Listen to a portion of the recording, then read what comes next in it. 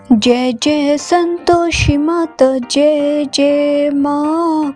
जय जय संतोषी माता, जय जय माँ। नमस्कार दोस्तों, स्वागत है आपका अपने चैनल हिंदू पर टीवी पर। दोस्तों, शुक्रवार व्रत माता संतोषी का व्रत होता है, जो कि सर्व मनोकामना पूरी करने वाला व्रत है।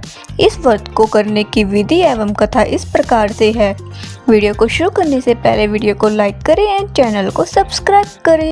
शुक्रवार व्रत की विधि। इस व्रत को करने वाला कथा कहते या सुनते समय हाथ में गुड़ व भुने हुए चने रखे। सुनने वाला संतोषी माता की जय, संतोषी माता की जय मुख से बोलते जाए तथा समाप्त होने पर हाथ का गुड़ व चना गौ माता को खिलाए। कलश में रखा हुआ गुड़ व चना सबको प्रसाद के रूप में बांट दे। कथा से पहले कलश को जल से भरे, के ऊपर गुड़ व चने से भरा कटोरा रखे। कथा समाप्त होने और आरती होने के बाद कलश के जल को घर में सब जगह छिड़के और बचा हुआ जल व्रत के उद्यापन में 2.5 सेर खाजा, मोमनदार पूड़ी, खीर व चने का शाक नैवेद्य रखे। घी का दीपक जलाकर संतोषी माता की जय जयकार बोले और नारियल फोड़े। दिन घर में कोई खटाई न खाए और न आप खाए, न किसी दूसरे को खाने दे। इस दिन 8 लड़कों को भोजन कराए। देवर, जेठ, घर और कुटुंब के लड़के मिले हो तो दूसरे के लड़कों को नहीं बुलाना चाहिए। कुटुंब न मिले तो ब्राह्मण के या रिश्तेदार या पड़ोसियों के लड़के को बुलाए। उन्हें खटाई की कोई भी वस्तु न दे तथा भोजन कराकर यथाशक्ति दक्षिणा दे। कथा। एक बुढ़िया थी, उसके 7 पुत्र थे।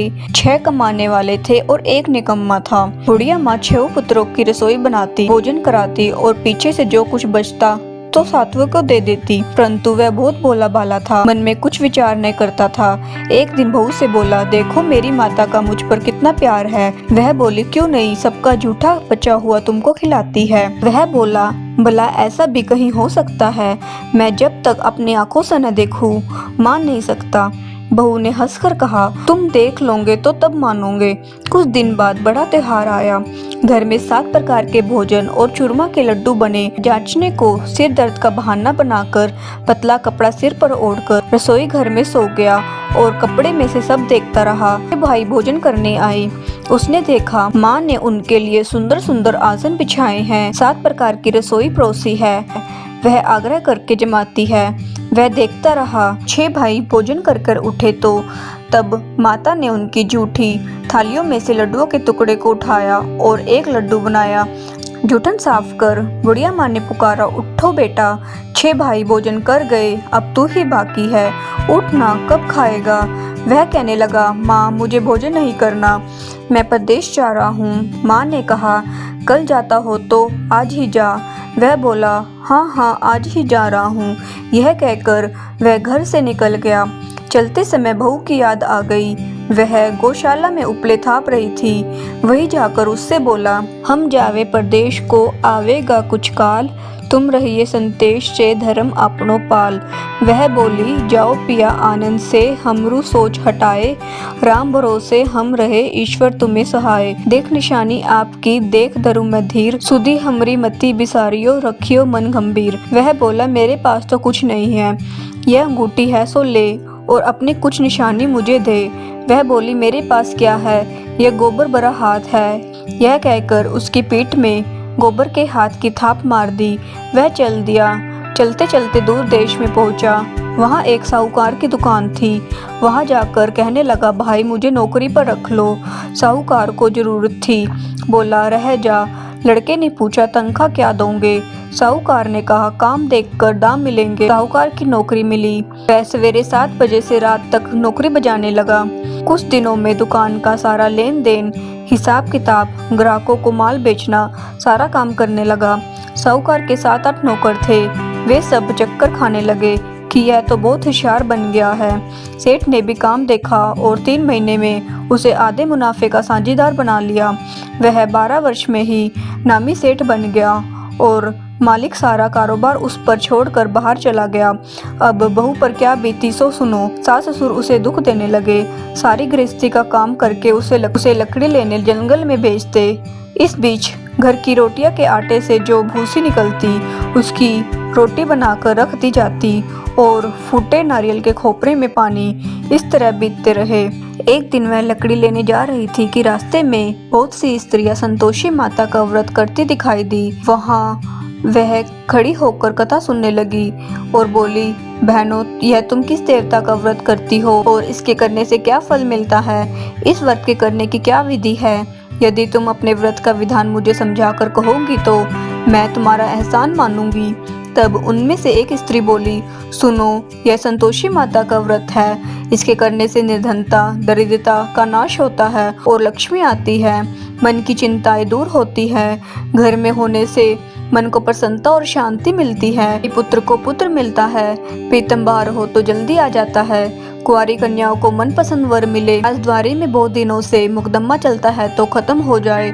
सब तरह सुख शांति हो। घर में धन जमा हो। पैसा जायदाद का लाभ हो। रोग दूर हो जाए और जो कुछ मन में कामना हो वह सब इस संतोषी माता की कृपा से पूरी हो जाए, इसमें संदेह नहीं है। पूछने लगी, यह व्रत कैसे किया जाए, यह भी बताओ तो बड़ी कृपा होगी। स्त्री कहने लगी, 1.25 रुपये का गुड़ व चना लेना, इच्छा हो तो 5.25 रुपये का लेना या 11.25 रुपये का सहूलियत के अनुसार लेना। बिना किसी परेशानी के श्रद्धा और प्रेम से जितना बन सके सवाया लेना। हर शुक्रवार को निराहार रहकर कथा कहना और सुनना। इसके बीच कर्म टूटे नहीं। लगातार नियम पालन करना। सुनने वाला कोई न मिले तो घी का दीपक जला उसके आगे जल के पात्र को रखकर कथा कहना, परंतु नियम न टूटे जब तक कार्य सिद्ध न हो। नियम पालन करना और कार्य सिद्ध होने पर ही व्रत का उद्यापन करना। 3 मास में माता फल पूरा करती है। यदि किसी के खोटे ग्रह हो तो भी माता 1 वर्ष में अवश्य कार्य को सिद्ध करती है। कार्य सिद्ध होने पर ही उद्यापन करना चाहिए, बीच में नहीं करना चाहिए। उद्यापन में 2.5 सेर आटे का खाजा और इसी प्रमाण से खीर तथा चने का साग करना। 8 लड़कों को भोजन कराना। जहाँ तक मिले देवर, जेठ, भाई, बंधु, कुटुंब के लड़के लेना। न मिले तो रिश्तेदार और पड़ोसियों के लड़के को बुलाना, उन्हें भोजन कराना। यथाशक्ति दक्षिणा दे। माता का नियम पूरा करना।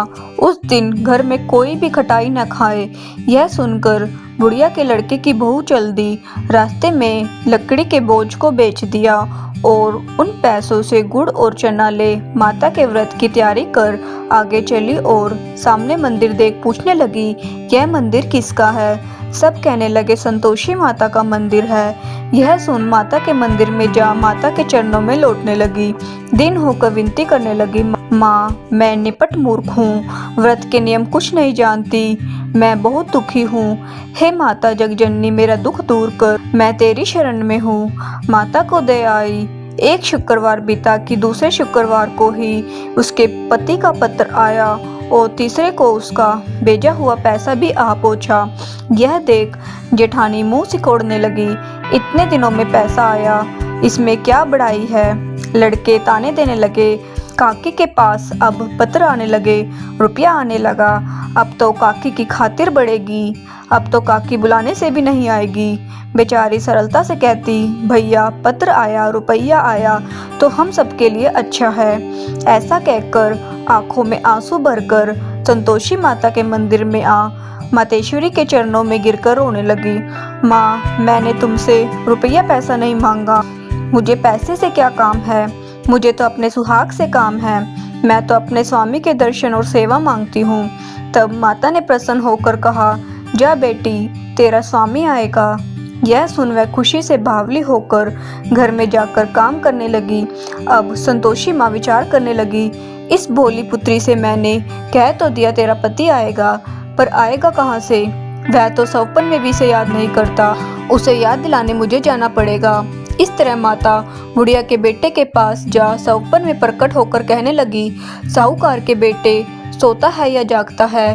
वह बोला, माता, सोता भी नहीं हूँ, जागता भी नहीं हूँ, बीच में ही हूँ, कहो क्या आज्ञा है? माँ कहने लगी, तेरा घर बार कुछ है या नहीं?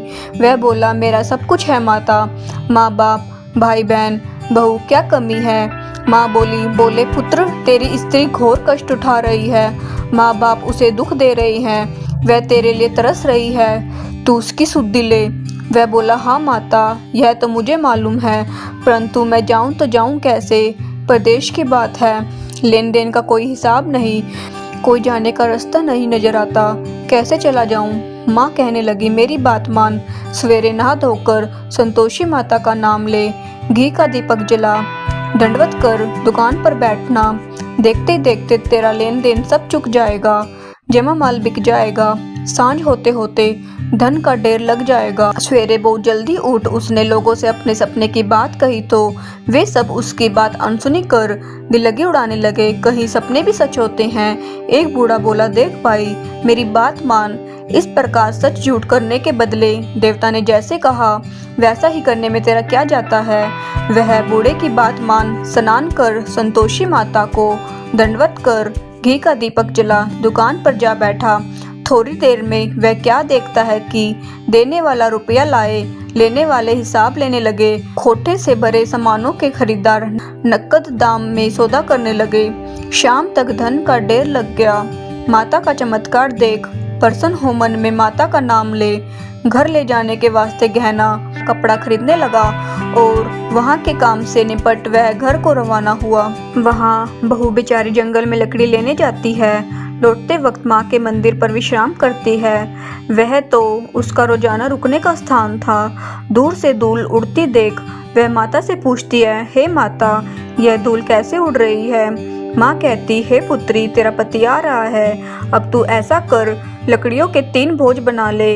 एक नदी के किनारे रख, दूसरा मेरे मंदिर पर और तीसरा अपने सिर पर रख।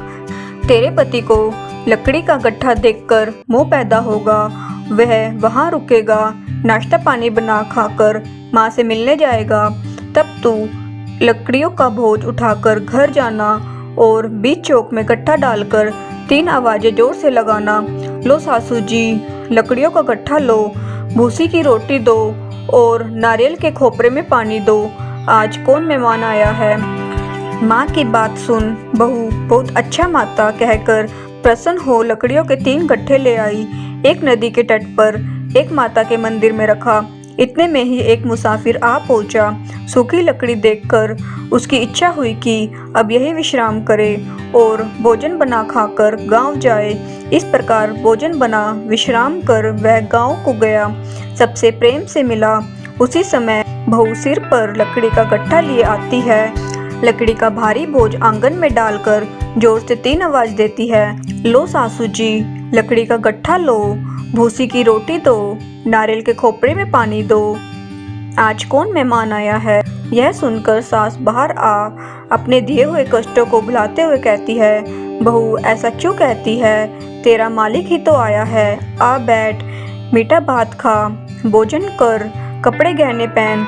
इतने में आवाज सुन उसका स्वामी बाहर आता है और अंगूठी देख व्याकुल हो माँ से पूछता है, माँ ये कौन है। माँ कहती है, बेटा यह तेरी बहू है, आज 12 वर्ष हो गए, तू जब से गया है तब से सारे गांव में जानवर की तरह भटकती फिरती है, काम काज घर का कुछ नहीं करती, 4 समय आकर खा जाती है। अब तुझे देखकर भूसे की रोटी और नारियल के खोपरे में पानी मांगती है। वह लज्जित हो बोला, ठीक है माँ, मैंने इसे भी देखा है और तुझे भी देखा है, अब मुझे दूसरे घर की चाबी दो तो मैं उसमें रहूं। तब माँ बोली, ठीक है बेटा तेरी जैसी मर्जी, कहकर चाबी का गुच्छा पटक दिया।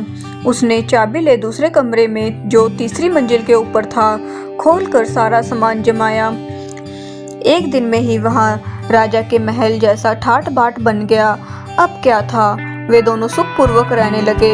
इतने में अगला शुक्रवार आया। बहू ने पति से कहा, मुझे माता का उद्यापन करना है। पति बोला, बहुत अच्छा, खुशी से करो। वह तुरंत ही उद्यापन की तैयारी करने लगी। जेठ के लड़कों को भोजन के लिए कहने गई, उसने मंजूर किया, परंतु पीछे जेठानी अपने बच्चों को सिखलाती है कि देखो रे, भोजन के समय तुम सब खटाई मांगना जिससे उसका उद्यापन पूरा न हो। लड़के जिमने गए, खीर पेट भरकर खाई, परंतु याद आते ही कहने लगे, हमें कुछ खटाई दो, खीर खाना हमें भाता नहीं, देखकर अरुचि होती है। बहू कहने लगी, खटाई किसी को नहीं दी जाएगी, यह तो संतोषी माता का प्रसाद है। लड़के तुरंत उठ खड़े हुए, बोले पैसा लाओ। बोली बहू कुछ नहीं जानती थी, सो उन्हें पैसे दे दिए। लड़के समय जाकर इमली खाने लगे। यह देखकर बहू पर संतोषी माता जी ने कोप किया। राजा के दूत उसके पति को पकड़कर ले गए। जेठ जेठानी मनमाने खोटे वचन कहने लगे, लूट लूट कर धन इकट्ठा करके लाया था सो राजा के दूत पकड़कर ले गए। अब सब मालूम पड़ जाएगा, अब जेल की हवा खाएगा। बहू से यह वचन सहन नहीं हुए। रोती रोती माता के मंदिर में गई। हे माता, तुमने यह क्या किया? हंसाकर अब क्यों रुलाने लगी? माता बोली, पुत्री, तूने उद्यापन करके मेरा व्रत भंग किया है। इतने जल्दी सब बातें भुला दी। वह कहने लगी, माता, भूली तो नहीं हूँ, न कुछ अपराध किया है। मुझे तो लड़कों ने भूल में डाल दिया। मैंने भूल से उन्हें पैसे दे दिए। मुझे क्षमा कर दो माँ। माँ बोली, ऐसी भी कई भूल होती है। वह बोली, माँ, मुझे माफ़ कर दो, मैं फिर तुम्हारा उद्यापन करूँगी। माँ बोली, अब भूल मत करना। वह बोली, अब नहीं होगी। माँ, अब बतलाओ वह कैसे आएंगे? माँ बोली, जा पुत्री, तेरा पति तुझे रास्ते में ही आता मिलेगा। वह घर को चली। रास्ते में पति आता मिला। उसने पूछा, तुम कहाँ गए थे? तब वह कहने लगा, इतना धन कमाया है, उसका टैक्स राजा ने मांगा था, वह भरने गया था। वह प्रसन्न हो बोली, भला हुआ, घर चलो। कुछ दिन बाद फिर शुक्रवार आया। वह बोली, मुझे माता को उद्यापन करना है। पति ने कहा, करो। वह फिर जेठ के लड़कों से भोजन को कहने गई।